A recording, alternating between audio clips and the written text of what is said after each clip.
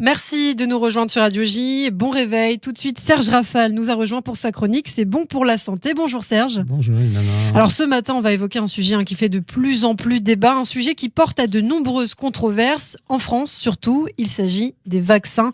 Alors que le monde entier attend justement un vaccin contre la Covid-19, la France est un des pays les plus sceptiques vis-à-vis de la vaccination. Oui, vous avez raison, Ilana. Il existe indiscutablement chez nous un vaccino-scepticisme.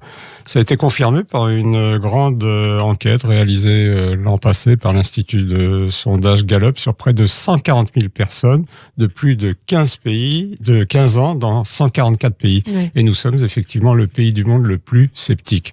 Un Français sur 3 pense que les vaccins sont dangereux et 1 sur 5 qui ne sont pas efficaces. La France championne du monde donc du scepticisme vis-à-vis des vaccins, mais pour quelle raison? Est-ce qu'on a un petit peu une idée?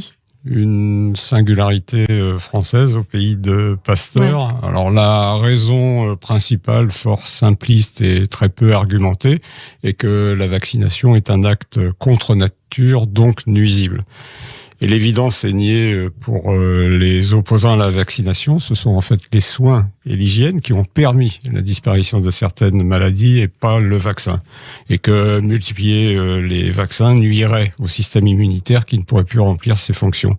Et n'oublions pas les études discutables qui ont affirmé que la vaccination pouvait déclencher l'autisme, la mort subite du nourrisson, la sclérose en plaques, des lésions musculaires dues à l'aluminium. Vous savez, l'adjuvant qui est ajouté pour augmenter l'efficacité du vaccin et qui pourrait ensuite favoriser la maladie d'Alzheimer.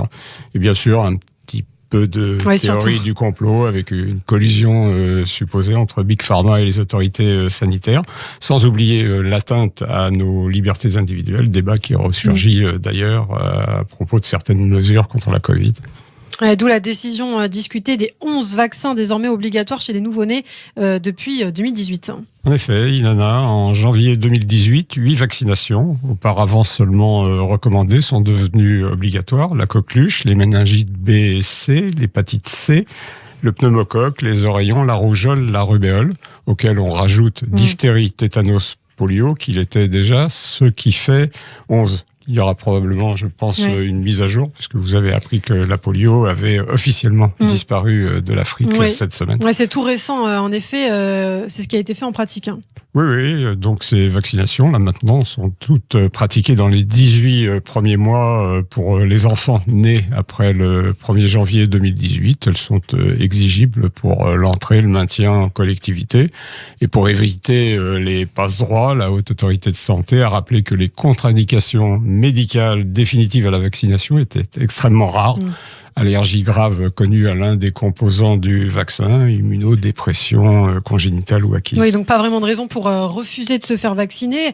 Mais est-ce à dire que cette mesure autoritaire a toutefois été bien acceptée et bel et bien suivie d'effets, Serge? Bien acceptée, non, en particulier par les anti-vaccins. Elle a créé la polémique, mais elle a rempli ses objectifs en faisant bondir la couverture des tout-petits. Voilà. Il en est quand même autrement chez les adultes et les personnes plus âgées qui sont dans l'ensemble rarement à jour de leur rappel. Oui, pour les bébés, d'accord, c'est désormais obligatoire, mais faut-il maintenant, selon vous, Serge, imposer des vaccins aux adultes? Difficile d'imposer, vaut mieux conseiller en expliquant bien les tenants, les aboutissants. En effet, avec le retour prochain des infections hivernales, il serait bon que le maximum de personnes, en particulier les professionnels de santé, qui l'an passé, par exemple, étaient peu vaccinés contre la grippe, soit cette année, et les personnes à risque contre le pneumocoque. On sait que c'est une complication qui est une complication bactérienne, mais avec la Covid, cette complication peut survenir. Donc je pense que pour les personnes à risque, il est intéressant qu'elles soient vaccinées contre le pneumocoque. J'imagine que vous souhaitez aussi réhabiliter les vaccins en tant que médecin. Oui, réhabiliter, conseiller les vaccins. Vous savez, le vaccin contre la grippe est un vaccin plutôt réservé aux personnes âgées. On sait que leur immunité est une immunité qui est plus fragile. Et là, on aurait tendance à conseiller le vaccin anti-grippe pour les enfants, parce qu'ils en sont parfois les victimes. On a tendance à l'oublier. Et ils peuvent également transmettre la grippe.